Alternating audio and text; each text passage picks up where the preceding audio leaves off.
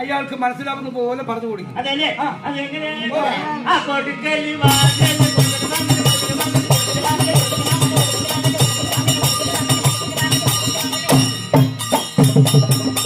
അല്ല, സാധാരണ സായിപ്പന്മാരാണ് ഉടുക്കിൽ വാങ്ങുന്നത്.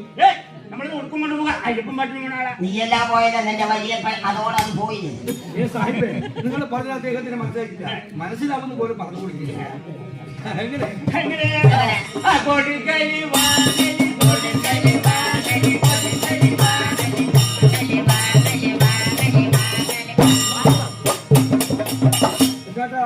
നേരം വെളുക്കുന്നത് വരെ ഇങ്ങനെ നിങ്ങൾ എന്നോട് വാങ്ങിച്ചാൽ നേരം വെളുക്കുമ്പോഴേക്കും ഭൂതനീര് വന്ന പോലെ ആവും.